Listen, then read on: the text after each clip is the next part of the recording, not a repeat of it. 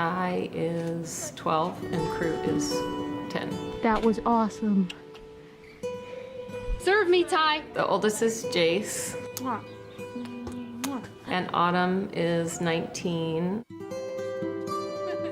The Kleffner siblings have always been close, but never like this. Do you have a slicing knife? It's been really nice to be together in our house, all of us. Yeah, I wanted 10 kids. Yeah, I had her negotiated down to 8. I wanted big And then we family just too, got so too old. We were on the same page, but then. Really? Upside down. No, you deserve all the fame. Ty is Ethiopian. Crew was born in Denver. He was in the foster care system. It makes me wonder on the reality shows. The challenges for Andy and Brett Kleffner are shared by parents around the world, living under one roof, working from home, schooling from home. What was online school like? It was torture. Celebrating college graduation at home. I did not have a graduation. They sent me my degree in the mail and said congratulations in an email.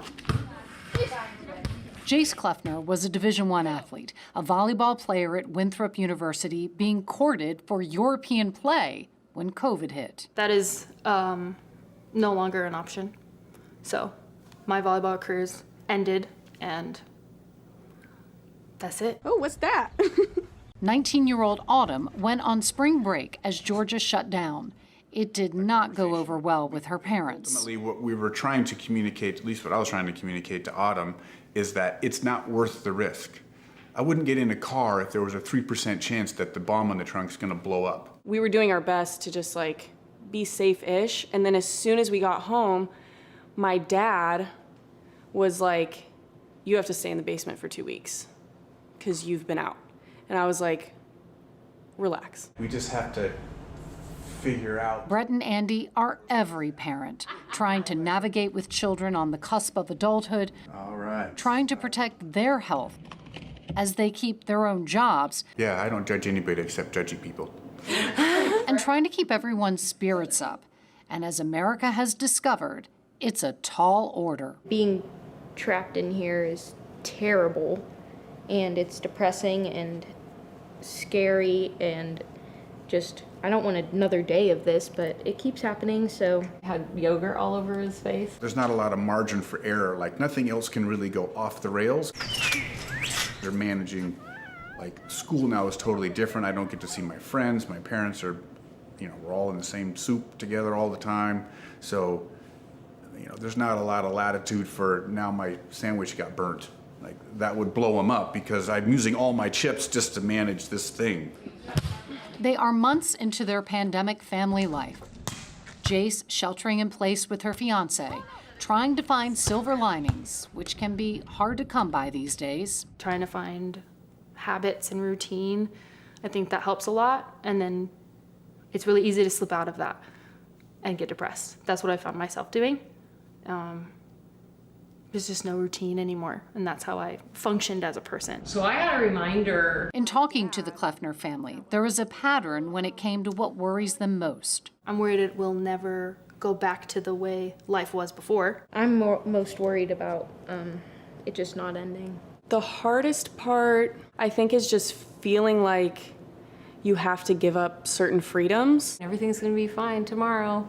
And then it's really not. It's really just gonna be not fine. This is not fine.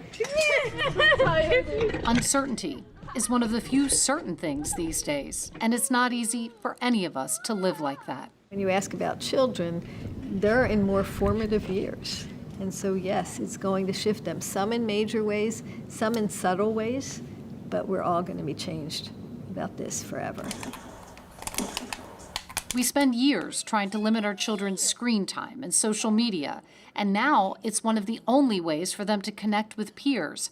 Psychologist and former president of the American Psychological Association, Dr. Nadine Kaslow.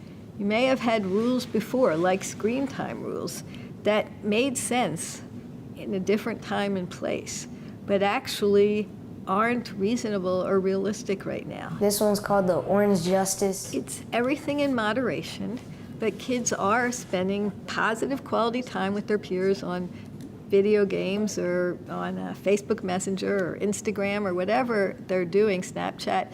That is their social connection. And we don't want children to lose social connection during this time. Make sure that the majority of time we spend with our children is in a loving way.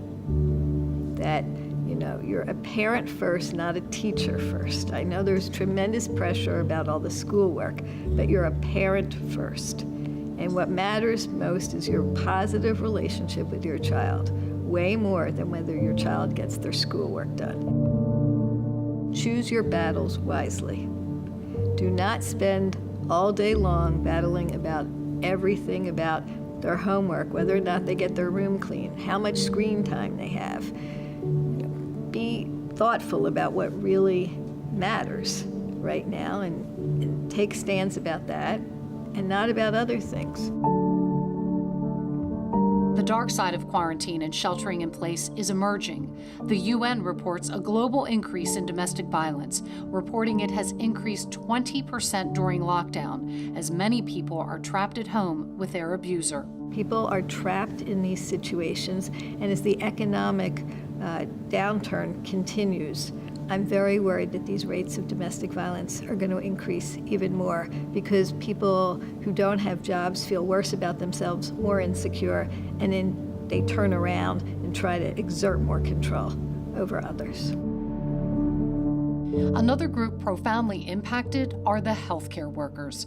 Dr. Kaslow has helped lead a team providing free mental wellness support to hundreds of frontline workers and trainees across Emory Healthcare, the Atlanta VA, and the Grady Health System.